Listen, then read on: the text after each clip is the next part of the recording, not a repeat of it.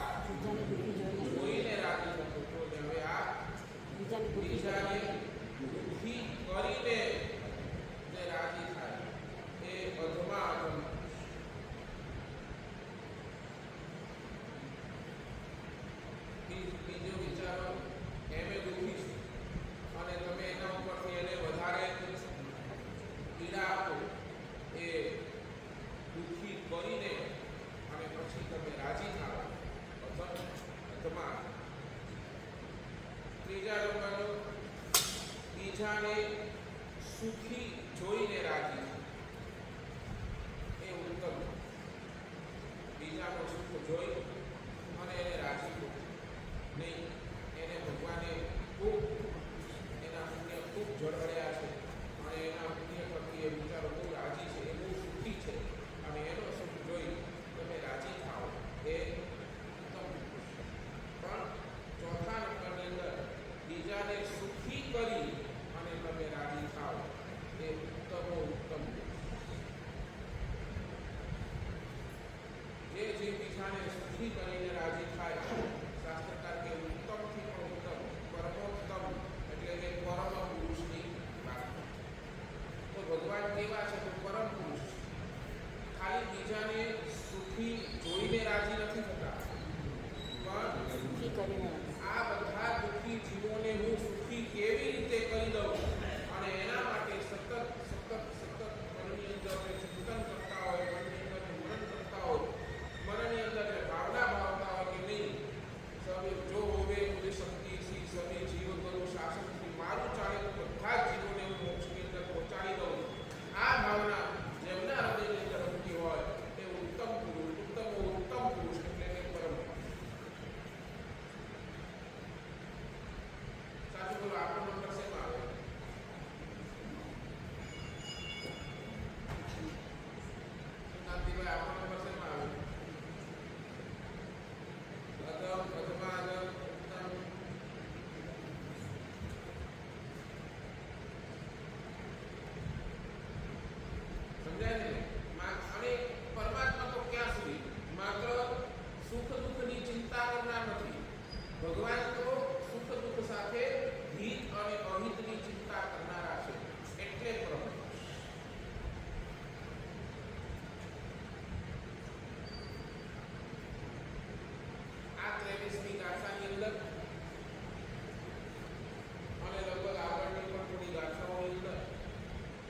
અનંત સુરેશ્વરજી મહારાજા સાહેબે ભગવાનના જીવનના 10 અલૌકિક વિશેષતાઓ અહીંયા રજૂ કરી છે.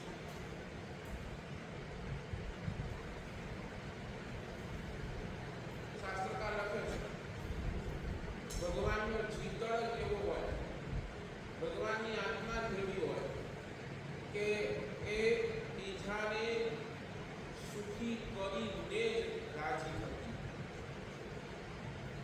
અને એ ખાલી માત્ર ભગવાનના ભવનની અંદર જ નહીં, પણ ત્યાં શાસ્ત્રકારો કે કાલ અનાદિ એટલે અનાદિ કાળથી માંડીને ભગવાન જ્યાં સુધી ભગવાન નથી બનતા ત્યાર સુધી એમના જીવનની અંદર આ 10 વિશેષતાઓ હંમેશા હંમેશા હંમેશા દેખાય જ છે.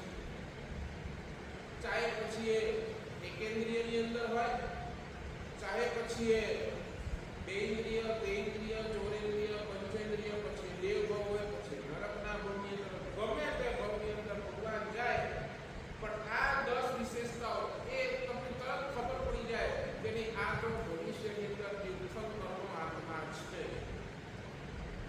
આ તો ભવિષ્યની અંદર ઉત્તમ આત્મા છે, ખબર જ પડી છે.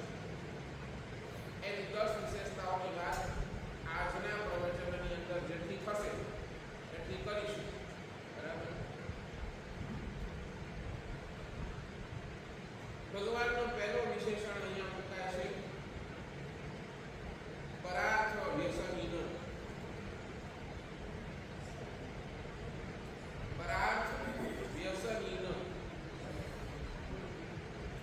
શબ્દને સમજી લઈએ. પરાર્થ એટલે શું? પરોપકાર. પરોપકાર, બરાબર છે. બીજા ઉપર ઉપકાર, પરોપકાર. અને વ્યસનીન શબ્દ લખે. વ્યસનીન એટલે વ્યસન. વ્યસન શબ્દ શું? વ્યસન સરળ ભાષા, બરાબર. જ્યાં સુધી ન કરો ત્યાં સુધી ચેન ન પડે. પછી એ દિવસ હોય તોય શું, એ રાત હોય તોય શું, એ ઓફિસ હોય તોય શું, એ ઘર હોય તોય શું. વ્યસની કેવો હોય, એને દિવસ કે રાત એની કાંઈ પડી ન સમયનો કોઈ ન સ્થળનો કોઈ, એ ઘરે છે, ઓફિસમાં છે, ક્યાં બેઠો છે, ટ્રેનમાં છે, બસમાં છે, એની સાથે પણ એની સાથે કોઈ લેવા દેવા વ્યસનીને નથી. ન દિવસ ન સમયનો, ન સ્થાનનો, ન કોઈ સંયોગનો. બોલો, બીડી ટૂંકના તો સંસારની અંદર જઈને પણ બીડી મૂકે છે, સમજાય છે ને? માવો ખાનાર તો કોઈના લગ્ન ચાલતા હોય ત્યાં પણ એનો ઊંચો તો ચાલુ છે. સમજાય છે? સમજાય છે? એટલે ન સમયની વાત, ન સ્થાનની વાત, ન કોઈ પણ સંયોગોની વાત, બસ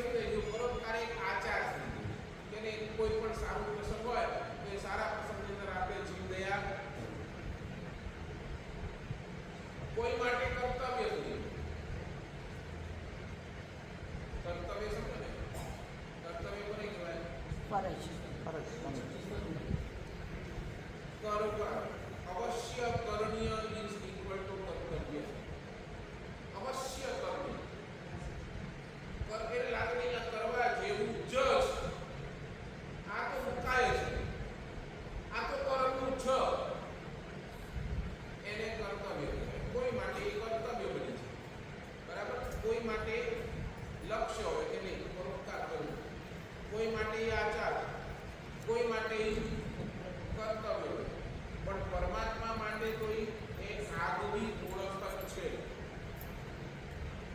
એટલે તમે પરમાત્માને મૂકો અને પરોપકારને મૂકો, એ બે એક જ છે. એની ઓળખાણ જ, પરમાત્માની ઓળખાણ જ પરોપકાર છે.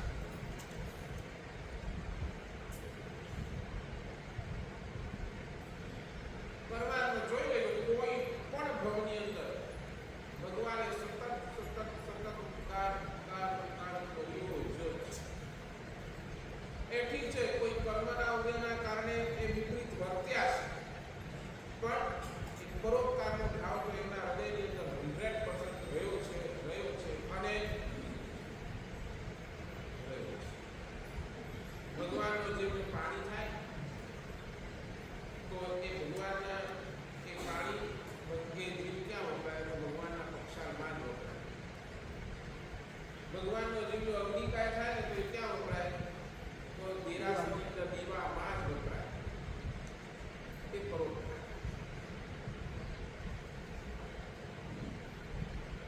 પૂર્વના ત્રીજા ભાગની અંદર પરાકાષ્ઠાનો પરોપકાર. એ ખાલી માત્ર ભાવના, હૃદયથી ભાવના છે કે બસ મારું ચાલે તો બધાને હું મોક્ષે લઈ જાઉં, મારું ચાલે તો બધાને શાસનના અને તીર્થંકરના ભાવની અંદર આવે એટલે આખો જીવન પરોપકાર. સંસારની અંદર હતા ત્યારે પણ પરોપકાર. વર્ષીદાર આપ્યું એક વર્ષથી ભગવાન પાસે કોઈ આવે ખાલી હાથે તો જાય જ. એને એના નસીબનું કાંઈ પણ મળે અને મળે. દીક્ષા લીધે પછી પણ પરોપકાર. કેટલા સુધી મારા થકી કોઈ પણ જીવને દુઃખ થવું ન જોઈએ, મારા થકી કોઈ પણ જીવને ગુલામણા ન થવી જોઈએ, મારા થકી કોઈ પણ જીવ વિચારો એ તકલીફ ન થવી જોઈએ. એની પોળે પોળ ટકે.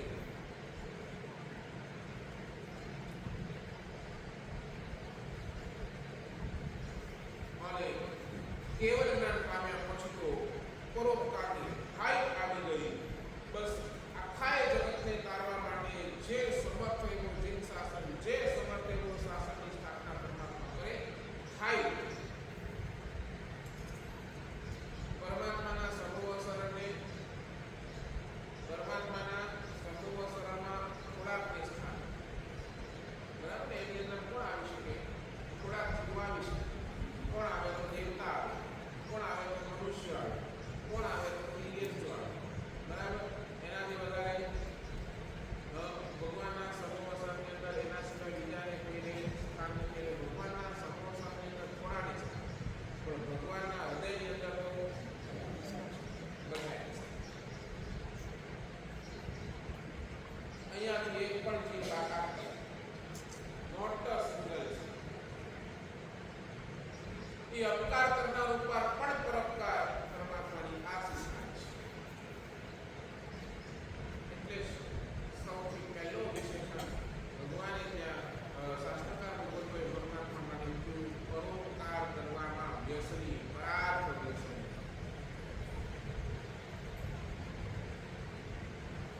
નંબર 2, બીજા નંબરનો વિશેષણ ઉપસર્જની કૃત સ્વાર્થા. ઉપસર્જની કૃત સ્વાર્થા.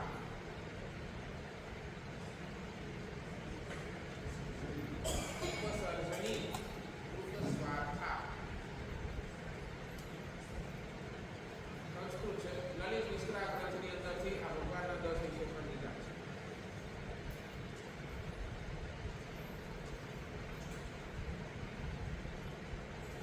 જેમના જીવનમાં આનો અર્થ શું? જેમના જીવનની અંદર સ્વાર્થ તદ્દન ગૌણ થયો હોય તેનું નામ પ્રભુ.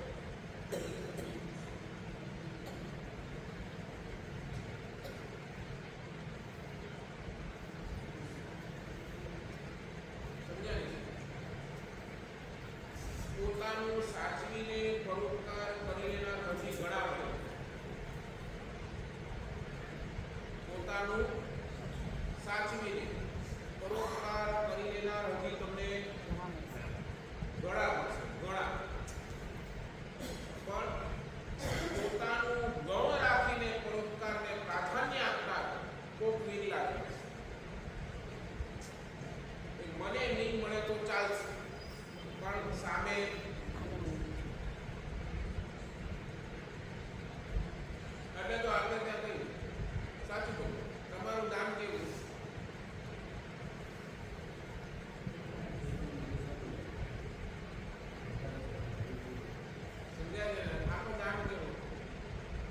શાસ્ત્રકાર કે પોતાનો ભાગ રાખીને જે આપે તે દાનેશ. પોતાનો ભાગ રાખીને આપે તે દાનેશ. અને પોતાના ભાગનું આપી દે એ ત્યાં લખ્યું બલિદાનેશ. બે શબ્દ, એક દાનેશ્વરી અને બીજું બલિદાનેશ. તો દાનેશ્વરી કોણ? જો પોતાના ભાગનું રાખીને આપે એ દાનેશ્વરી, પણ પોતાના ભાગનું પણ બધું જ આપી દે એને બલિદાનેશ્વરી કહેવાય. સાચું બોલો, તમે શેના માટે આપો?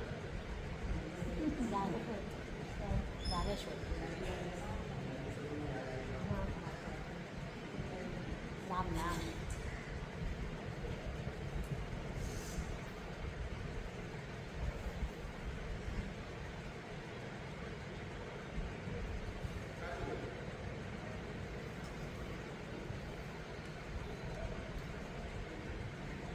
આપણી તો કેમેસ્ટ્રી કેવી છે ખબર છે તમને? કહું, આજે સમજી લેજો સંસારની કેમેસ્ટ્રી કેવી. સંસારની કેમેસ્ટ્રી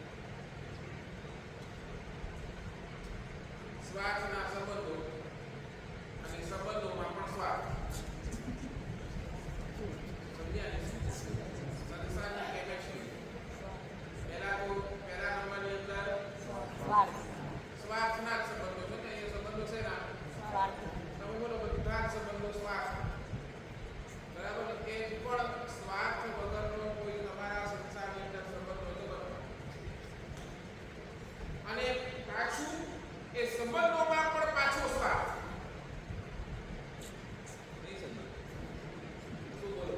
એક્ઝામ્પલ આપો. સમજી ગયા? એક્ઝામ્પલ આપો.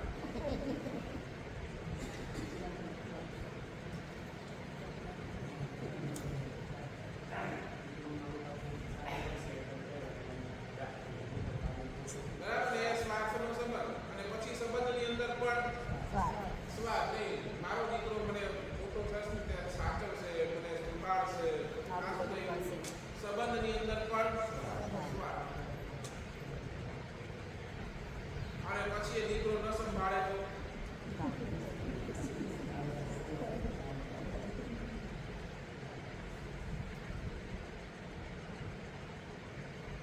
અને એટલા માટે તમે જુઓ, તમે છે ને આ આપણી માનસિકતા સ્વાર્થ તમને જોવું હોય ને, સ્વાર્થ આપણે ઘણી વખત ઘણું બધું કરતા હોઈએ છીએ, પણ પાછળ એને એ કર્યા પાછળ પણ આપણો છે એક ભાવ સતત એમને મૂકે પર મેળવો.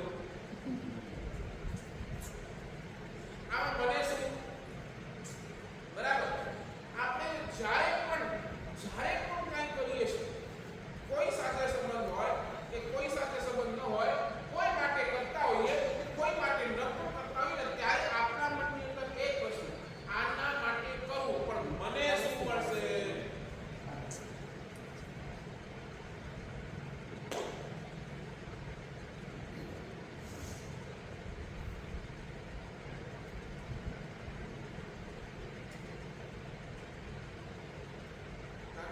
આ જો વિચારના ચાલી તો સમજી લેજો સ્વાર્થ જ છે, બસ બીજું કાંઈ નથી.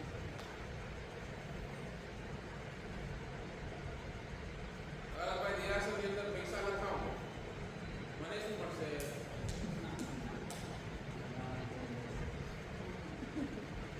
મારું નામ ક્યાં ક્યાં આવશે?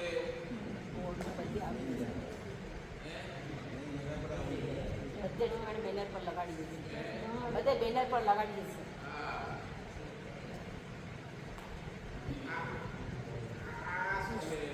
સ્વાર્થ.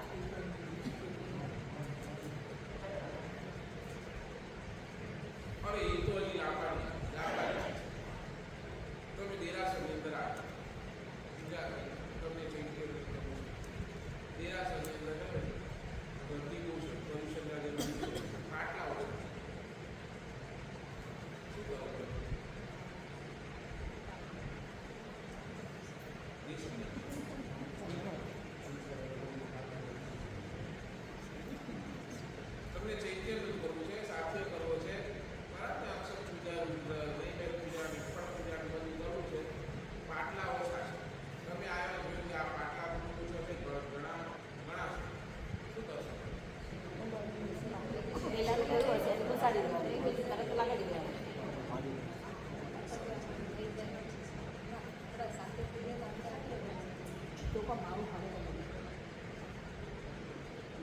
શું કરશો લાગે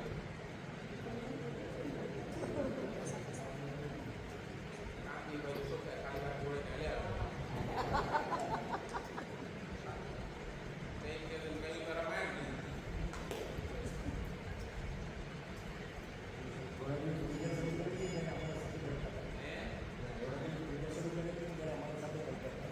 નથી કરતા ને તમે તૈયાર નથી કરતા એ નથી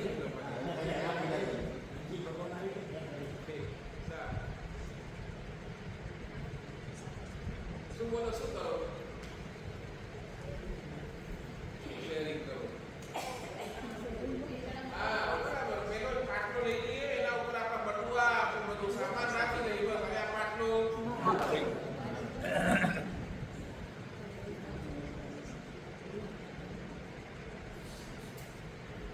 સમજ્યા કે નહીં કેટલો બધો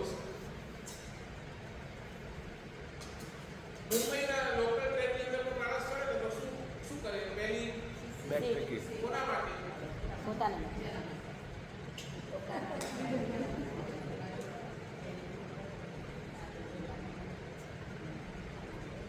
પોતાનું જોઈએ પછી બીજાનું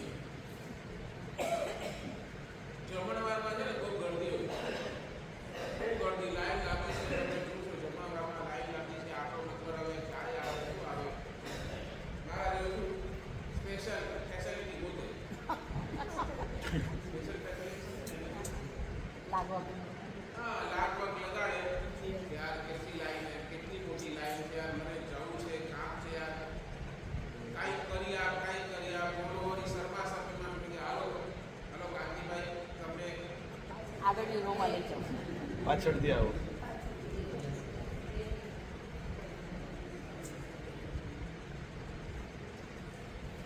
અને એ વખતે તમે લાઈનની અંદર મૂક્યું કે આ વૃદ્ધ પુરુષ વિચારો એટલી વાત મૂકો છે શરીરની અંદર એ શરીરની સાધનની ભક્તિ કરવા માટે લેવા માટે આવ્યો છે સંગી શેષા લેવા માટે આવ્યો છે એ વૃદ્ધ પુરુષ દેખાય સાચું બોલો એ વખતે તમને નહીં થાય એટલે કે આની આ વૃદ્ધ પુરુષને પહેલાં લઈ જાઉં પહેલાં એને જવાનું મારું તો છે ફસાઈ મને ક્યાં ઓછી છે હું તો મારા ઘરે જઈને પણ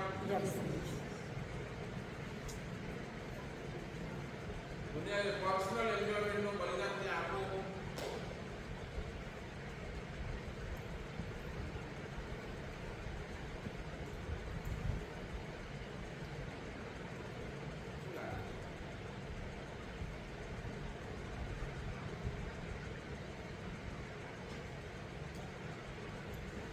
પોતાનું સ્વાર્થ ગૌણ કરી ને જીવે એવા જીવો બહુ દેખાય બહુ એવા જીવો દેખાય તો સમજી લેજો કે આ કોઈ ભવિષ્યની અંદર ઊંચો આત્મા છે જે પોતાનો સ્વાર્થ ગૌણ કરે છે ઉત્તરાયણ તો મકર સંક્રાંતિ છે તમારી એની અંદર શું કરો પતંગ ચગાવે અને એ પતંગ તમે ચગાવો અને એના માટે બિચારા જીવો પેલા પક્ષીઓ એની પાંખો કપાઈ જાય કોઈનો લોક કપાઈ જાય કોઈનું શું થઈ જાય એ બિચારા જીવો એની આંખ પાન કાન પંખ બધું જ કપાઈ જાય અને એ જીવો બિચારા તડફડતા હોય એ તમારા સ્વામીને તમે જોવ નથી કરતા નહીં પતંગ તો મારે ચગાવી છે આ શું છે સ્વાર્થ અને ક્યાં તમે આ પરમાત્માના શાસનની વાત કરો ક્યાં એ શાંતિનાથ ભગવાનનો જીવ જોઈ લો એ મેઘરસ રાજા એક કબૂતરનો જીવ બચાવવા માટે એક કબૂતરનો જીવ આખો પોતાના શરીરનું બલિદાન આપે જેવા તૈયાર જોઈએ ને કબૂતર છે એક પાલડામાં કબૂતર છે અને બીજા પાલડાની અંદર તમે આના કબૂતર જેટલું માપ તમે મારા શરીરનું કાઢી નાખું તો આ કબૂતરને છોડી દે પોતાના શરીરમાંથી આમ ચામડી કાઢી એના પલડામાં રાખે દેખાય આ જરાય ગમતું નથી અને એ વખતે આખા પોતા એ મેઘરથ રાજા એ ત્યાં પલડાની અંદર બેસી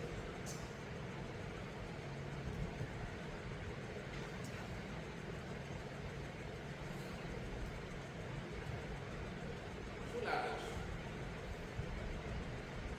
છે કેટલો બધો સ્વાર્થ નર્યો સ્વાર્થ આપણા જીવ ક્યાં જશે ક્યાં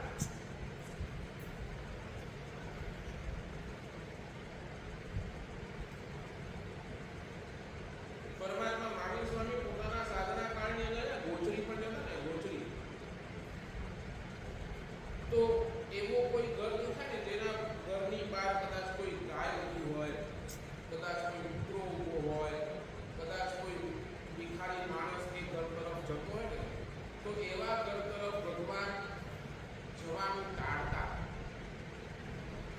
કેમ? બરાબર ને? બધાની એક લિમિટેશન હોય, બધાને આપવાની લિમિટેશન હોય. ભગવાન જુએ કે આ ઘરની અંદર હું જઈશ, રોજની માટે જઈશ, એ મને કદાચ સારા ભાવથી મને ઓરાવશે, મને ઓરાવે ને પછી આમને નહીં ઓરાવે. તો એવા ઘરે જવાનું ટાળ. એવી અદ્ભુત કરુણા. એટલે પોતાના દેહનું વિચાર, સાચું બોલો, પોતાના દેહનું પણ વિચાર ગૌણ કરી અને વળી પાછા વળી જવું એ ઉત્તમ પુરુષાર્થ. સાચું બોલો, આપણે આપણા જીવનની અંદર સ્વાર્થને કેટલું ગૌણ કરીએ છીએ. બધી વસ્તુમાં બધું. આખા દિવસની અંદર એક એવો કાર્ય તમે જે વગર સ્વાર્થે કરતા હો, જ્યાં તમારા હૃદયની અંદર કોઈ સ્વાર્થ નથી, એક એવો કાર્ય કરતા હો.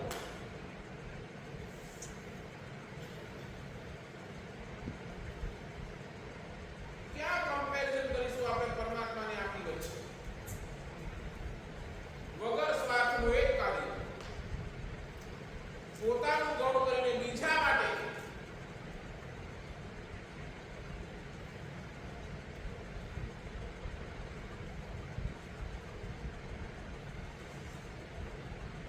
નહીં?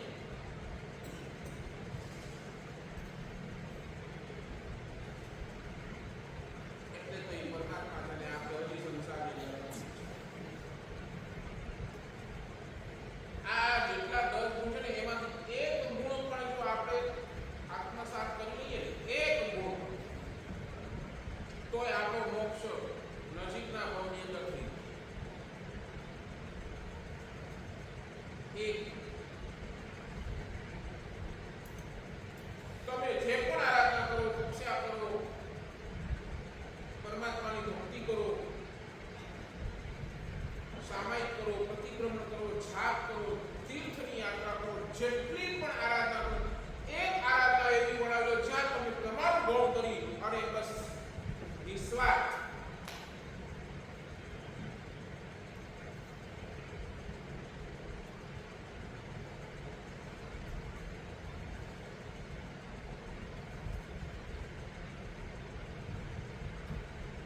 સવાંસરી પ્રતિક્રમણ આવે ને, જગ્યા કેવી બોલો?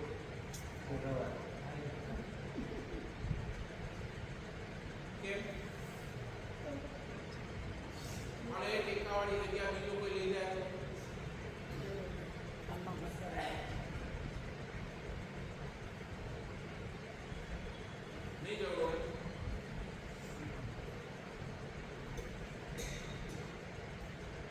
એક સ્વાર્થ વગરનું કાર્ય.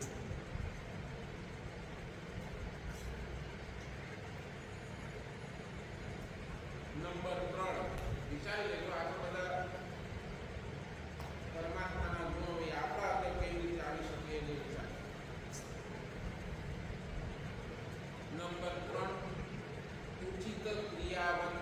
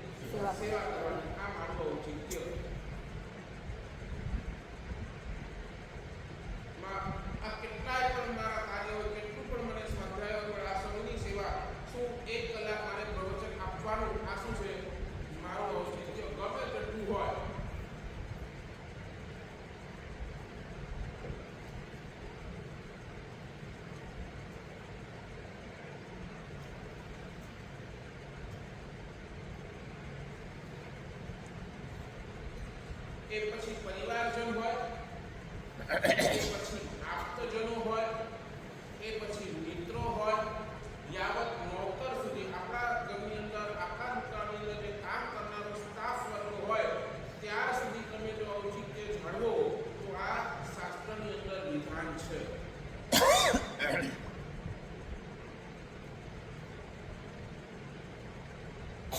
અને આ ગુણ ન હોય તો સંસારની અંદર પણ કોઈ ભલીવાર નથી અને ધર્મની અંદર પણ કોઈ ભલીવાર નથી.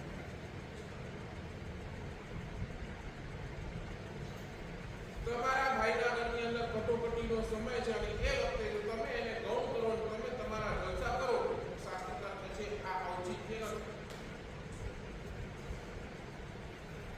અને તમે ત્યારે કોઈ સુકૃત કરો ને તો ત્યારે એ સુકૃત પણ શાસ્ત્રકાર એમ કહે છે કે પાપ છે.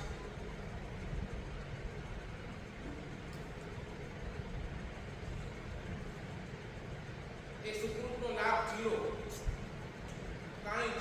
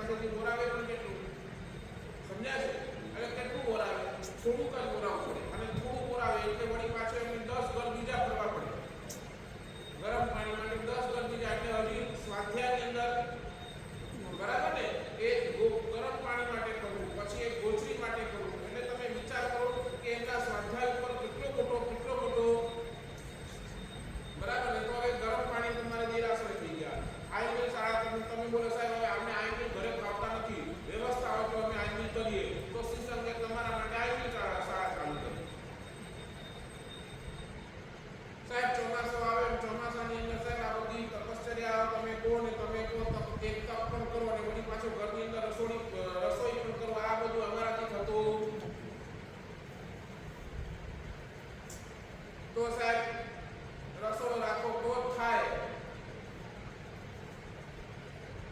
બરાબર ને? સાચી વાત છે ને? તો શ્રી સંઘને સાધારણ ઉપર દિવસે દિવસે બોજ વધતો ગયો. સાધારણ ખાતું નીચે થતું ગયું. કારણ કે બધા તમે જેટલી પણ વ્યવસ્થા બનાવી બધી દેવ દ્રવ્ય માટે બનાવી, સાધારણ માટે તો વ્યવસ્થા બનાવી. 14 સ્વપ્નના બોલી બધું દેવ દ્રવ્ય. બરાબર. પછી તમે દેરાસર માટે જે પણ સામગ્રી લો, સુફળ, ચંદન, બધું બરાબર, તમારી જે રોજની આવશ્યકતા પ્રમાણે એ બધું દેવ દ્રવ્ય. બરાબર ને? દેવ દ્રવ્ય એટલે એનાથી દેરાસર બની જાય. સાધારણ માટે અને એ છો તમે કોઈ અનુષ્ઠાન પણ કરો ને, અનુષ્ઠાનની અંદર તમે પરમાત્માની આરતીનો ચડાવો લો, બરાબર ને? મંગળ દીવાનો ચડાવો, એ બધું ક્યાં જાય? શાંતિ કળશનો ચડાવો, બધું દેવ દ્રવ્ય. આખું અનુષ્ઠાન સાધારણ થતા. બરાબર ને? આખું અનુષ્ઠાન કયું છે? ખર્ચો એનો જમણવાનો ખર્ચો શેમાંથી? સાધારણ. પણ ચડાવવા શેનાથી? તો એ ક્યાં મેળ પડે? સમજ્યા નહીં સમજ્યા? મેળ ક્યાં પડે? એટલે ક્યાં સંધાય છે? કેવી રીતે? એક બાજુ આનો ખર્ચો વધારે અને એક બાજુ આની આવક. તો અહીંયા હમણાં એવું શ્રાવકે પોતાનું ઔચિત્ય સમજ્યું, શ્રી સંઘના ટ્રસ્ટીઓએ પોતાનું ઔચિત્ય સમજ્યું કે ભાઈ આપણને છે ને, અને સાચું બોલું તમે ને ખેંચો પણ છે એક ધક્કા હો તો બધું એક ધક્કા તમે ધક્કામાં પતી જશો. ખેંચો પણ છે ના કાંતિભાઈ. તો પછી નહીં એટલે હવે નક્કી કરો શ્રી સંઘ નક્કી કરે કે નહીં આપણને જે દેવ જો જે વ્યવસ્થા છે એ વ્યવસ્થાને આપણને તોડવી નથી. જે આજ સુધી વ્યવસ્થા ચાલી આવી મહાપુરુષોએ વ્યવસ્થા કરી છે, બરાબર ને? અભ્યાસ કર્તવ્યની અંદર પણ લખ્યું દેવ દ્રવ્યની વૃદ્ધિ આપણે કરવી. પણ ખાલી એટલો વિચાર કરો, એ દેવ દ્રવ્ય તમે અહીંયા લખાવશો રખભાઈ, પછી ક્યાં જશે? FD માં. આની FD. અને FD વાળા બેંક વાળા શું કરવાના? બધે લો રાખવાના.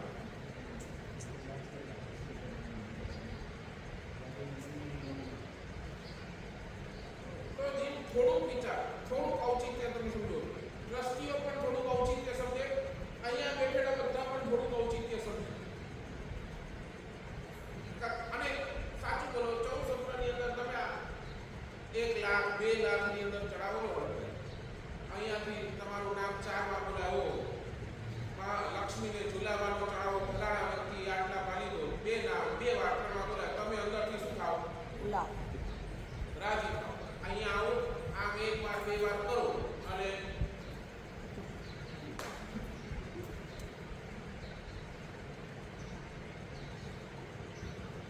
અને એની સામે તમે સાધારણની અંદર તમને લાભ કે સાતે ક્ષેત્ર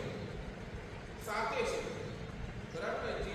જીનાલે, જીન પ્રતિમા, જીન આગમ, સાધુ, સાધ્વી, શ્રાવક, શ્રાવિકા, આ બધાય બોલા એક સાધારણ ખાતાની અંદર લખાવેલા છે. દેવ દ્રવ્યમાંથી જીનાલે શીખવું અને સાધારણ બધાય બોલા એક સાધુને ભણવું હોય ને, સાચું બોલો તમે દેવ દ્રવ્યની અંદર લખાવો છો, એક સાધુ ભણવા માટે બેઠો છે, એને ભણવું છે, ભણવાની મસ્ત છે, પણ જ્યારે સંત પાસે જઈને સાહેબ કસાવાની એની વ્યવસ્થા નહીં.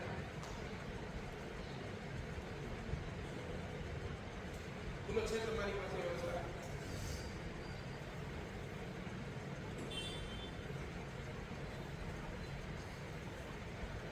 સાધુ માંદો પડે તો ક્યાં જશે?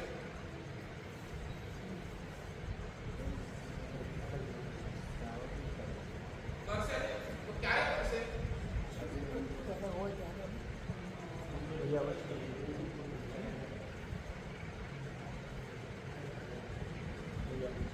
પછી ટ્રસ્ટી શું કરે? વિચારવું પડશે, 10 જણને પૂછવું પડશે. સમજાય છે?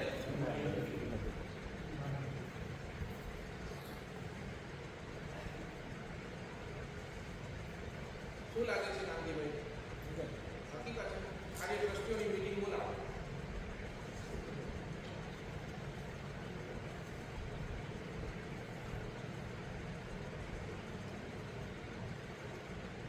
આપણું ઔચિત્ય છે.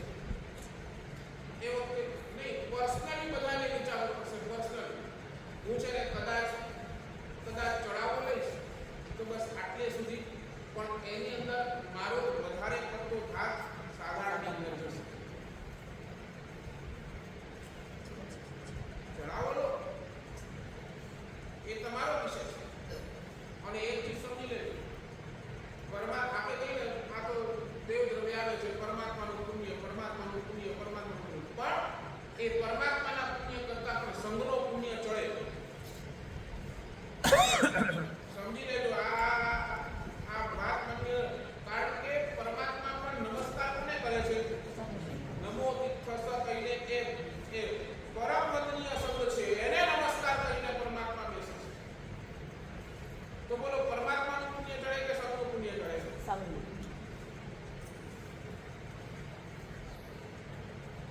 હરિભાઈ બરાબર છે નહીં? સાચી વાત કે ખોટી વાત? આપણે વિચારવું પડશે કે મારે ક્યાં લાભ લેવો છે. હા.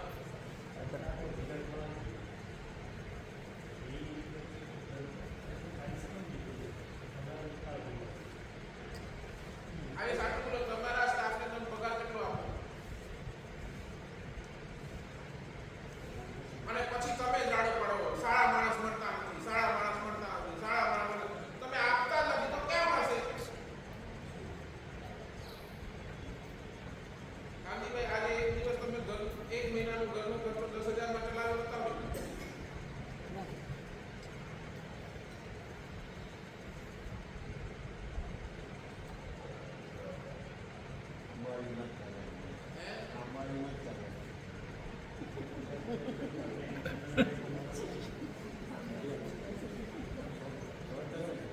પછી તમે તો કે આપણા માણસ આવતા નથી, આપણને બાદ કેમ આવે?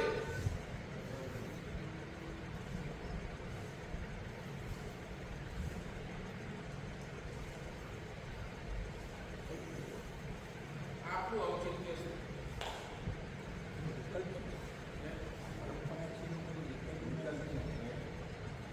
શેનો વિકલ્પ જોઈએ?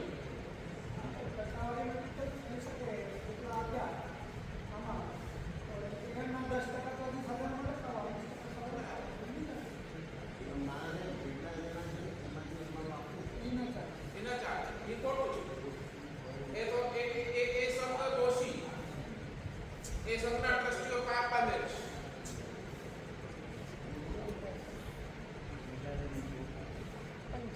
તમે એસ ફોર એક્ઝામ્પલ તમારી પાસે એસ ફોર લાખ રૂપિયા તમારી પાસે દેવ દ્રવ્ય અંદર આવ્યા અને લાખ રૂપિયાના દેવ દ્રવ્યના તમે આ સમજો ને 50-60,000 દેવ દ્રવ્ય લખ્યા, 40,000 તમે ત્યાં વાપર્યા. ખોટું છે. જે સંઘ કરે છે એ ખોટું. એ સંઘને દોષ, એ સંઘના ટ્રસ્ટીઓને દોષ. એ સંઘ ક્યારે ઊંચું ના આવે?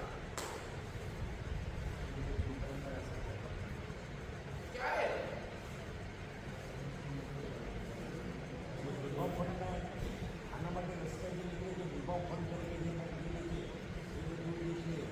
શેનું નહીં ભાવતા?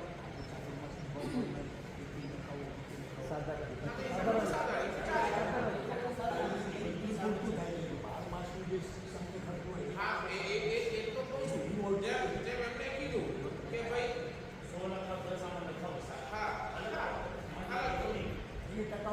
હા, કે સમજો તમે લાખનો ચડાવો લેશો તો તમને 50% સમજે છે ને?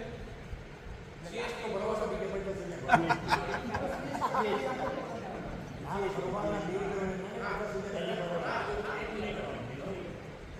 જીએસટી ભરો છો કે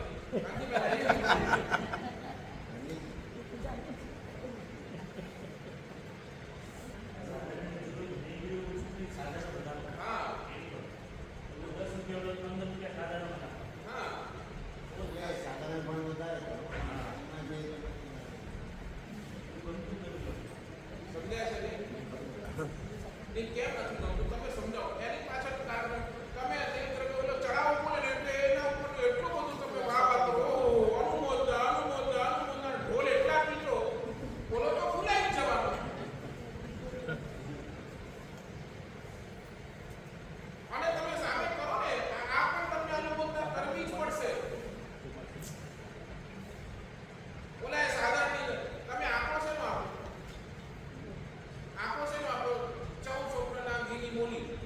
આટલી થઈ એની સામે